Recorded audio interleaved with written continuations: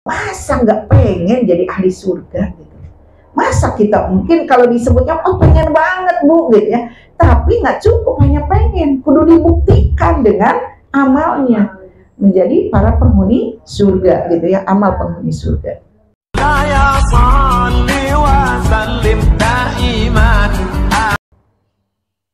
Insya Allah ya. Jadi kemudian juga tidak ada kalimat-kalimat yang membuat menyakiti orang. Nah, jadi la yasma'una fiha lagwa wala kidzaba. Jadi tidak ada kalimat yang sia-sia. Kalau di dunia kan, hey, misalnya apa kalimat yang bisa jadi menyakitkan kita? Kalimat-kalimat sekarang itu ya Bu, kalau dengar ucapan ada orang tua zaman sekarang gitu ya, atau anak-anak muda zaman sekarang kan kalimat bahasa gitu ya, itu Masya Allah, Subhanallah ya.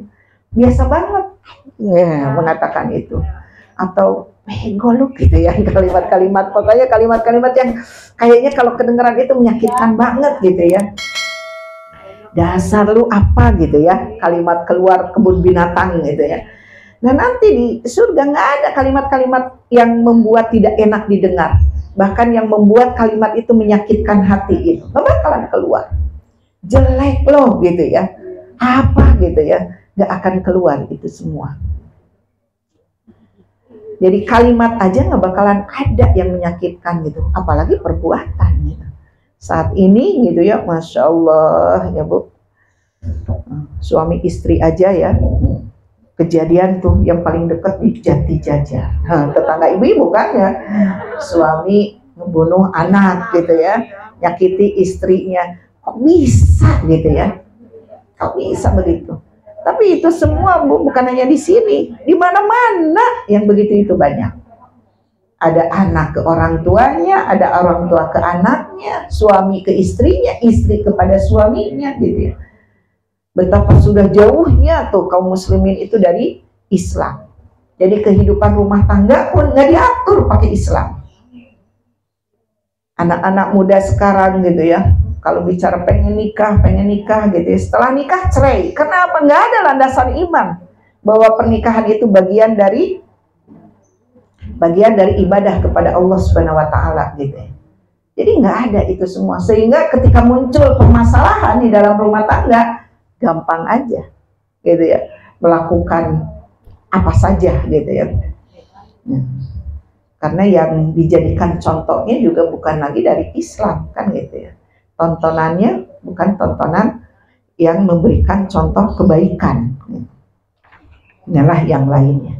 Bahkan saat ini ibu-ibu ya, anak-anak sekolah pun gitu ya, nggak boleh lagi tuh sama guru kalau disuruh nutup aurat gitu ya, kan ada aturannya ya Bu ya.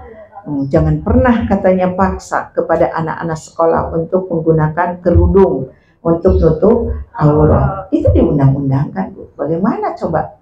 Orang mau taat sama Allah pun dilarang. Jadi tunggu aja gitu ya. Kalau Allah kemudian sudah mengirimkan bala tentaranya gitu ya, untuk mengirimkan keburukan, yaitu karena tangan-tangan manusia gitu. Saat ini ya, Masya Allah. Kita lanjut Bu di ayat ini, ayat selanjutnya, udah setengah 11 ya. Di ayat 37.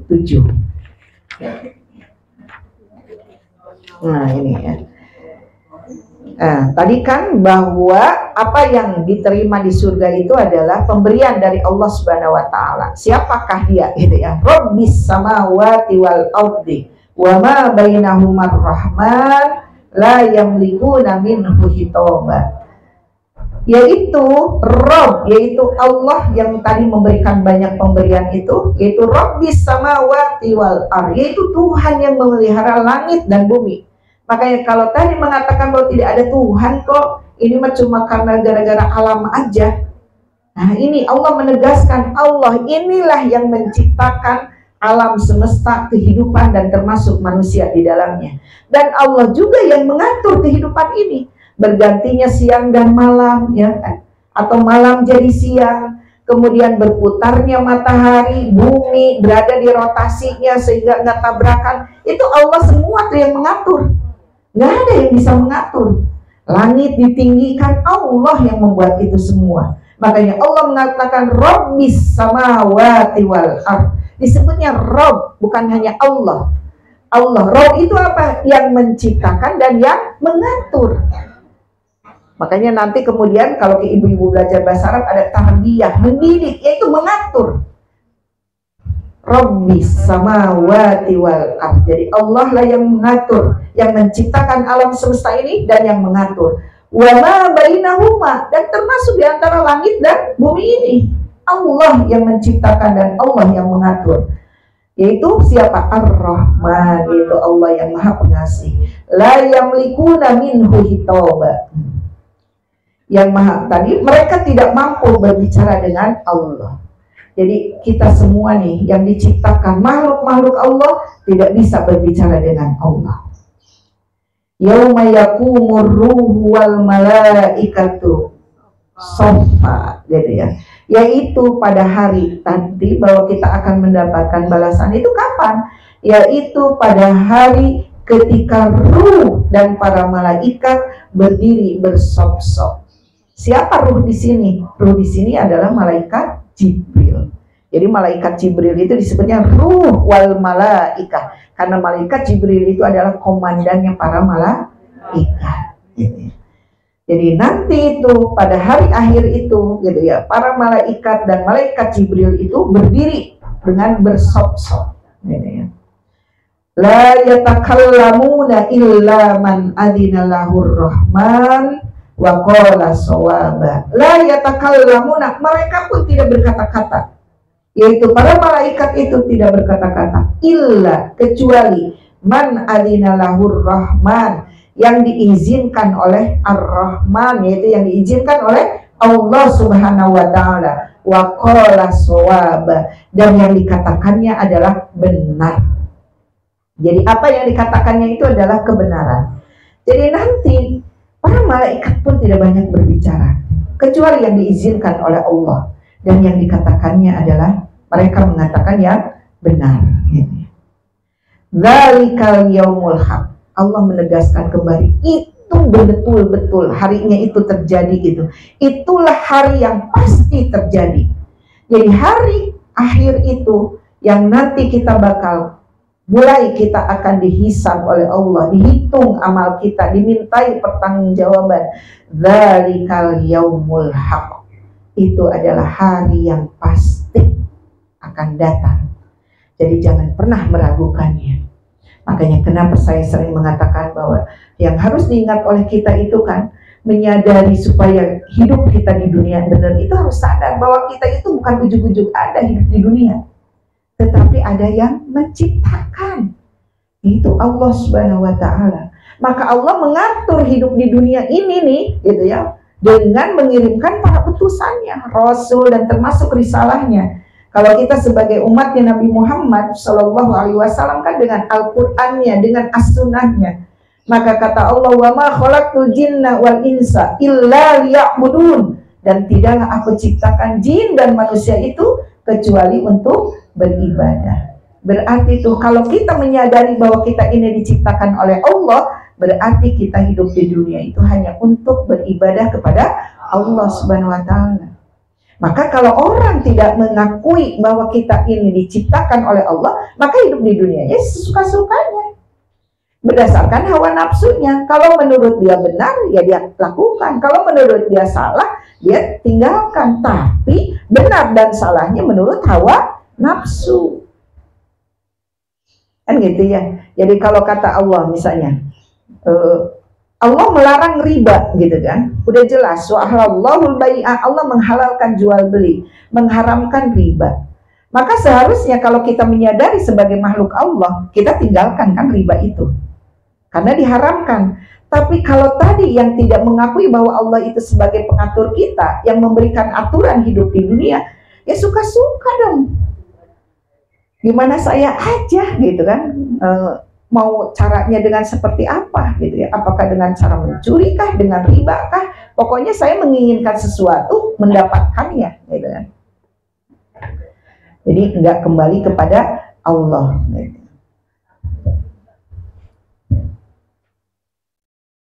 Nah, tadi ya, dzalikal yaumul haq faman syaa'a attakhadha ila rabbih ma'aba. Maka barang siapa yang menghendaki, niscaya, maksudnya menghendaki apa? Menghendaki pemberian Allah tadi ya, kenikmatan itu gitu ya. Maka faman syaa'a attakhadha ila rabbih ma'aba. Maka dia akan menempuh jalan kembali ke Allah, ke Tuhannya. Jadi berarti bagaimana mempersiapkan supaya nanti kita bisa bertemu dengan Allah, bagaimana supaya bisa mempertanggungjawabkan amal di dunianya gitu ya, untuk mendapatkan kenikmatannya. Berarti hidup di dunianya ini akan menjurusnya itu adalah supaya dia bisa bertemu dengan Allah, supaya mendapatkan balasan surga di sisi Allah gitu. Maka kata Allah, faman syaa'a attakhadha ila rabbih ma'aba gitu. Jadi sebenarnya kita yang menentukan, kita mau ke surga atau kita mau ke neraka, pilihan. Fa'alhamaha fujuraha wa taqwaha, kan gitu. Maka telah diilhamkan kepada jalan yang baik gitu ya, kepada jalan kebenaran atau kepada jalan keburukan. Udah digambarkan. Jalan ke surga ke sini, jalan neraka begini, tinggal mangga dipilih gitu. Jadi kita itu makanya dengan pedoman ini luar biasa. Jadi sangat sayangnya Allah kepada manusia gitu ya, ciptaannya, maka Allah sudah memberikan. Allah sebenarnya menginginkan kepada semua manusia itu kembalinya kan ke kampung halaman asalnya ya. Sebagaimana Nabi Adam kan, Nabi Adam itu asalnya di mana? Surga. Kampung halamannya Nabi Adam itu ke surga. Nah kita kan termasuk Bani Adam kan, anak-anaknya Nabi Adam. Maka kembalinya itu harusnya kembali ke asal, ke surga.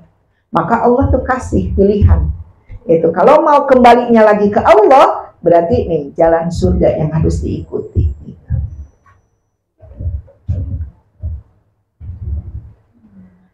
Kemudian inna, kata Allah, sesungguhnya kami andarnakum adzaban qariba. Sesungguhnya kami telah memperingatkan kepada kalian. Insyaallah ya Allah. Jadi kalau misalnya nanti akhirnya disiksa oleh Allah, kami itu udah dari dulu memperingatkan. Gitu ya, semenjak diturunkannya Rasul, risalahnya, inna andarnakum adzaban qariba, bahwa azab Allah itu dekat. Kenapa? Di depan kan? Kita itu berjalan akan mendekati yang akan datang. Kadang-kadang kita berpikirnya coba kalau dulu gitu kan. Bahkan ada pertanyaan gini, kalau dikembalikan lagi ke baru lahir, kamu pengen jadi apa? Jawabannya gimana, Bu? Kalau ada yang nanya, ibu-ibu kalau balik lagi, jadi muda lagi, jadi anak-anak lagi, ibu-ibu pengen jadi apa? Pengen jadi baik ya Bu. Kalau menurut saya, apa? Menghayal. Dan nggak akan pernah. Nggak akan pernah itu. Kalau dalam bahasa Arab itu kalimat tamanni. Jadi kalau mengatakan laita gitu ya, itu tamani, angan-angan, bukan kalimat taroja. Taroja itu harapan, beda dengan la'alallah gitu ya. Kalau ini kalau dalam bahasa Arab menggunakan kata laita, nanti tuh di akhirnya ada laita. Sesuatu nggak mungkin nggak perlu dijawab dan nggak bakalan terjadi. Yang seharusnya bagaimana kamu ke depan, mau bagaimana? Apakah kamu pengen masuk surga atau neraka? Apakah mau menjadi orang baik atau bukan dulu yang jadi orang baik, tapi ke depan. Dulu saya banyak dosa, ke depan saya menjadi ahli surga. Harusnya kan gitu. Jadi bukan coba kalau kamu balik lagi ke belakang, ya nggak akan pernah dong. Sia-sia obrolan itu. Maka kalau seringnya kan kalau ada yang meninggal, coba ya kalau kemarin dibawa ke rumah sakit aja, apaan udah mati. Iya enggak? Coba ya, kalau misalnya kemarin dibawanya ke sana aja, kayaknya tuh nggak parah. Kan udah lewat itu. Nggak harus coba kalau. Tetapi ke depannya bagaimana? Gitu, ke depan. Maka kita itu, nih Allah udah ngingetin kampung akhirat kita, gitu. Itu adalah surga. Maka bagaimana ke depan nih? Masa lalu banyak dosa, sekarang kita bertobat. Masa depan banyak amal soleh, menjadi orang yang taat gitu. Jadi kalau dulu ahli maksiat, sekarang kita menjadi ahli taat, ke depan kita mendapatkan syafaat gitu ya. Jadi gitu ya. Jadi dulu ahli maksiat, sekarang menjadi orang yang taat gitu ya. Ke depan mendapatkan syafaat. Jadi mendapatkan syafaat itu tadi ya, bahwa Allah kepada orang-orang yang nggak mau taat, Allah nggak mau ketemu. Bahkan misalnya Rasulullah yang akan memberikan syafaat kepada umatnya gitu ya. Rasulullah itu nunggu kepada umatnya, tapi ternyata banyak umatnya itu yang nggak bisa melihat Rasulullah. Pada Rasulullahnya itu membawa liwat menunggu mana nih rombongan umatnya Muhammad gitu ya. Ternyata umatnya yang nggak bisa lihat mana Muhammad, mana Muhammad. Karena apa? Karena dia tidak pernah menjalankan risalahnya Nabi Muhammad, jadi nggak ketemu. Seperti saya pernah itu ada lihat di YouTube gitu ya, orang yang pergi ke Masjidil Haram gitu ya, niat umroh, ternyata dia nggak bisa lihat Ka'bah. Padahal udah di hadapan Ka'bahnya, kata dia mana Ka'bah? Di sebelah mana Ka'bah? Nggak bisa lihat. Nah itu, jadi bagi Allah mudah yang seperti itu gitu ya. Jadi harus dilihat, berarti kudu introspeksi gimana gitu ya. Ada lagi kisah gitu ya, yang kalau ini mengalami sendiri gitu ya. Saya ada temen itu ketika waktu itu malah waktu haji dulu gitu ya. Kalau haji kan lama ya, 40 hari kan. Karena itu harusnya kan dimanfaatkan banget ya. Bayangin sholat di Masjidil Haram itu ya. Jadi harusnya kita itu memanfaatkan waktu selama di sana itu sholat di sana. Nah ini ada ibu-ibu itu santai aja, kan masih lama, kita baru sekian hari gitu ya, lama. Akhirnya sampai ya ceritanya udah kita karena waktu itu justru rombongan kita itu ke Mekah dulu, jadi haji dulu karena memang datang ke sana seminggu lagi mau haji, jadi haji dulu, terus baru selama 30 hari kan di Mekah, terus ke Madinah kan. Pas di Madinah diajak, Bu, ayo, kalau dulu kan ke Raudhah itu bebas ya, nggak kayak sekarang. Ke Raudhah gitu, ayo tiap subuh, tiap isya gitu ya, kapan aja kita ini mau gitu ya bisa. Ayo Bu, ke Raudhah gitu, ayo bro. Nanti aja kan kita masih ada seminggu lagi gitu. Nanti aja pas waktunya Bu, kita tinggal 2 hari lagi, kata teman sekamarnya itu. Ayo Bu, kita ke Raudhah, ibu belum pernah, ayo di gitu. Deh akhirnya dia siap-siap mau ke Raudhah, sholat kan di maghrib gitu ya, dari maghrib di Masjid Nabawi itu.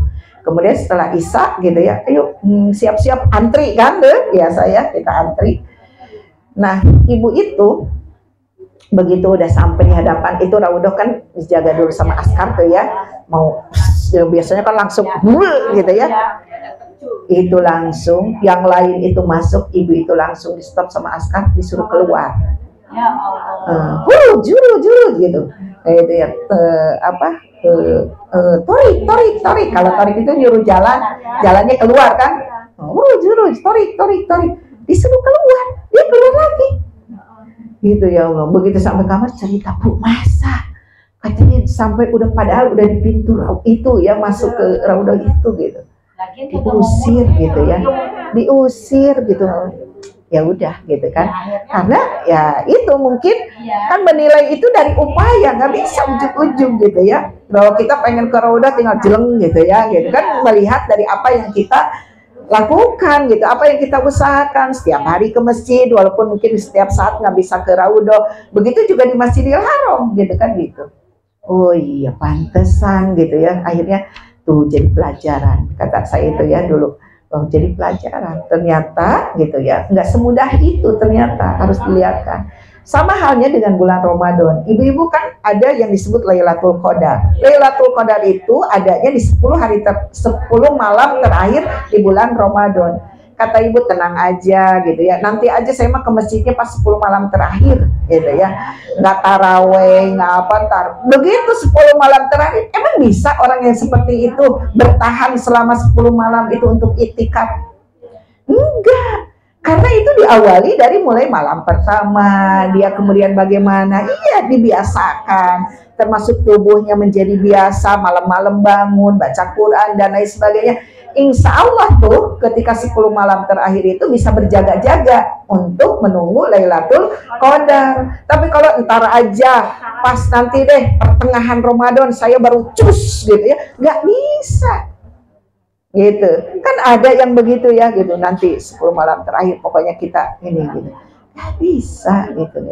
Jadi harus ada pembiasaan dulu kan gitu ya, seperti itu. Atau ujuk-ujuk misalnya di kita nih di tanah airnya nggak pernah gitu ya mengupayakan itikaf gitu ya, belajar. Terus kata kita bilang, ntar aja saya mau langsung itikafnya di Masjidil Haram.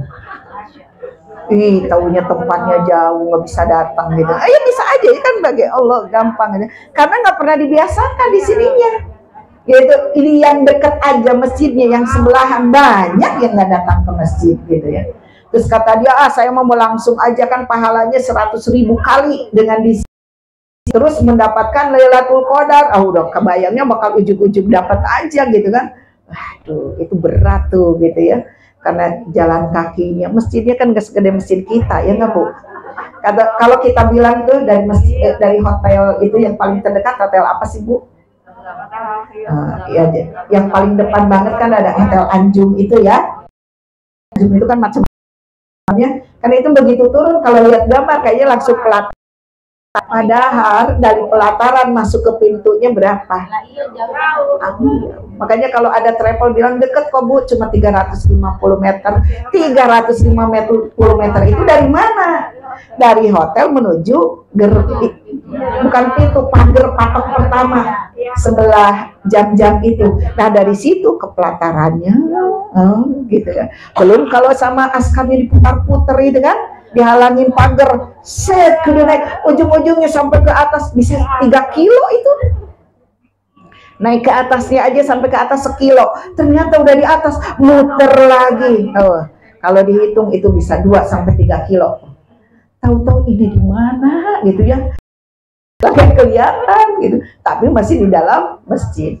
Ini harus dibiasakan ketika saat ini, bukan ujuk-ujuk gitu ya. Semuanya harus ada menunjukkan gitu ya kesungguhan kita, sehingga Allah memberikan layak nih orang ini mendapatkan pahala, layak nih orang ini misalnya mendapatkan Lailatul Qadar di Masjidil Haram gitu ya, layak nih orang ini mendapatkan pahala yang luar biasa dari Allah gitu. Kita melayakkan dirinya dari saat sekarang. Kita lanjut ya Bu. Nah tadi jadi Allah sudah mengatakan gitu, udah memberikan peringatan bahwa sesungguhnya azab Allah itu dekat gitu ya, sangat dekat karena yang akan datang.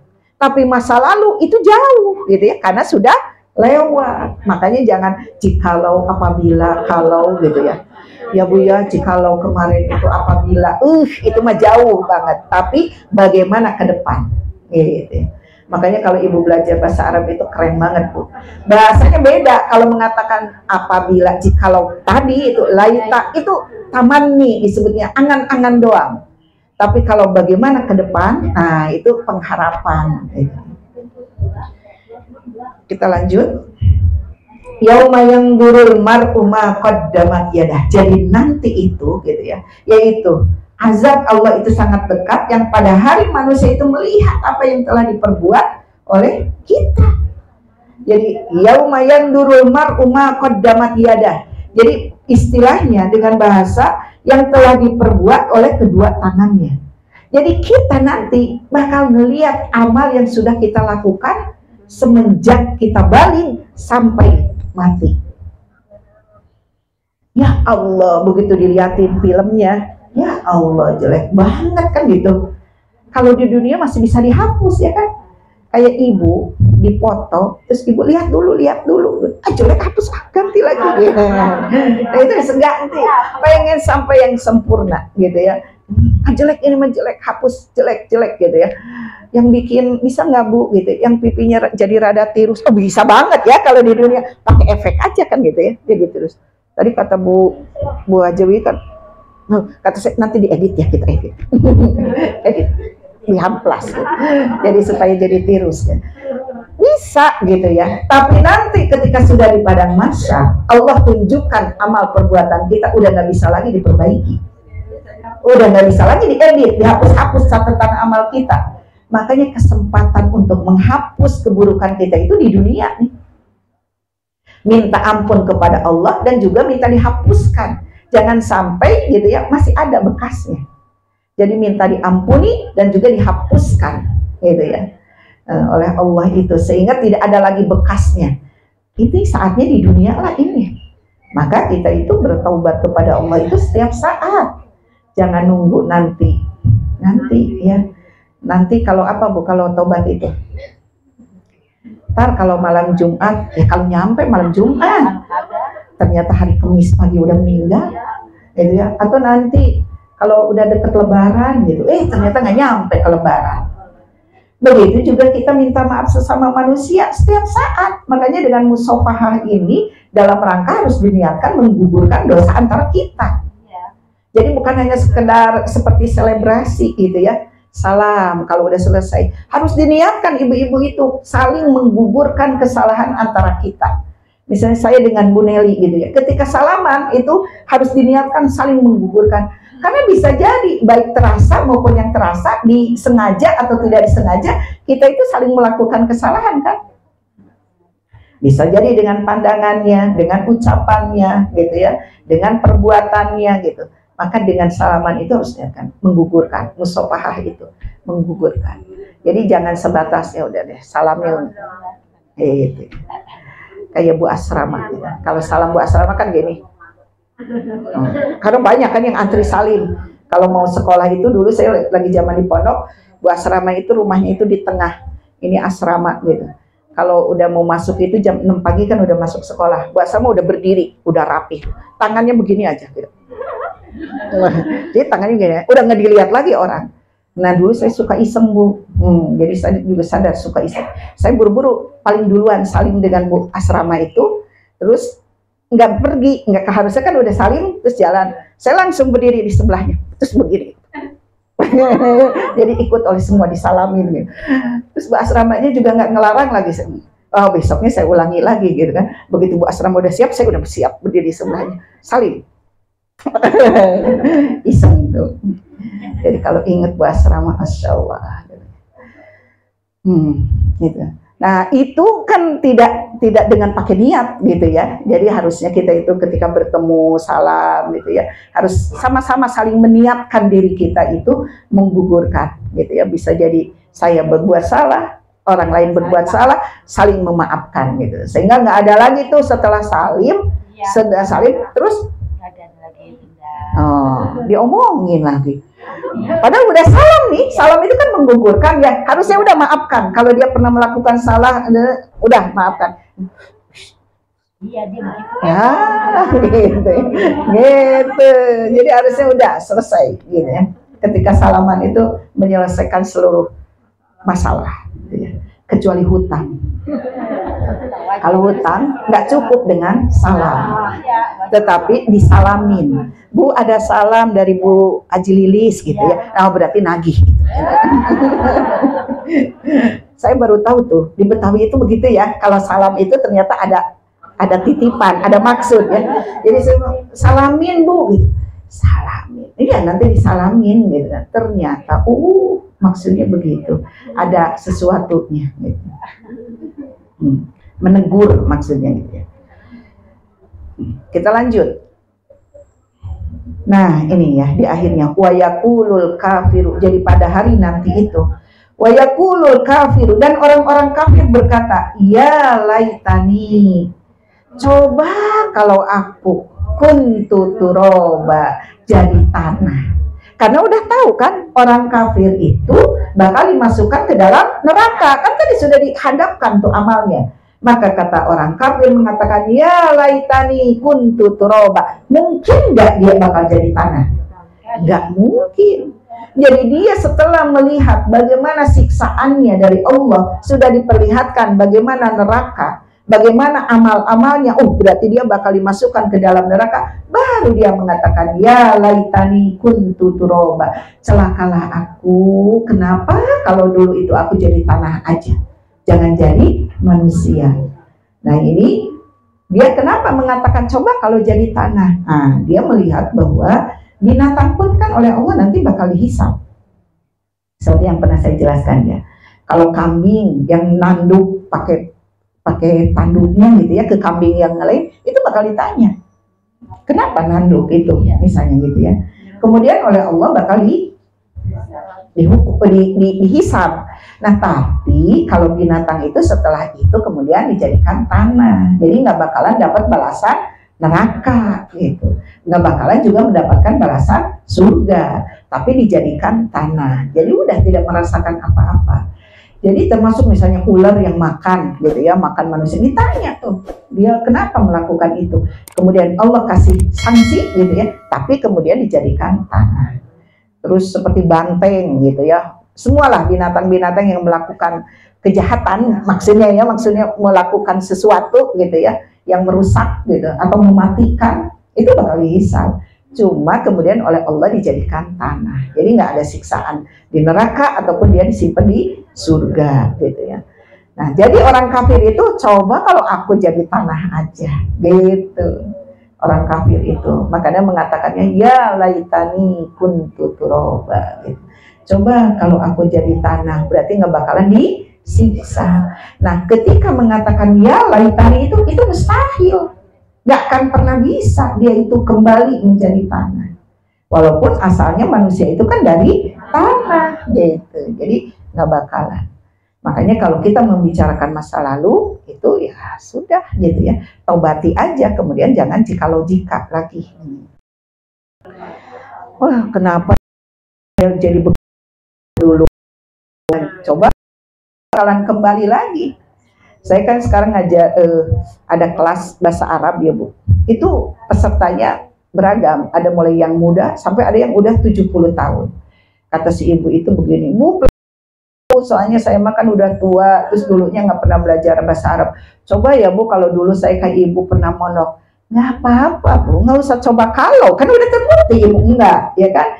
Tapi alhamdulillah ibu walaupun udah sepuh sekarang mau lagi belajar bahasa Arab gitu kan. Oh iya ya Bu ya, katanya gitu. Iya jangan coba kalau dulu saya ke pondok, kan udah terbukti enggak ya Bu. Jadi sekarang aja perbaiki ya. Jadi walaupun mungkin enggak sampai paham-paham banget, tetapi minimal ada nilai di sisi Allah, berupaya kita itu untuk memahami Al-Quran dengan bahasa Arab diperbaiki kan gitu. Jadi kalau masa lalu ya udah cukup kita bertobat, mohon ampun, kemudian ke depannya memperbaiki diri. Jadi yang dekat itu adalah masa akan datang, yang jauh masa lalu. Kematian itu dekat, azab Allah itu juga dekat karena di depan gitu ya. Makanya orang ketika mati, padahal kemarin masih ketemu gitu ya. Padahal gitu kan gitu, karena rasanya waktu itu cepat. Ya itu, masa depan itu dekat banget. Insyaallah itu ya Bu, dari surat An-Naba dari ayat 31 sampai 40. Mungkin ini penjelasannya kurang sempurna gitu ya, mudah-mudahan bisa disempurnakan dengan pelajaran-pelajaran berikutnya.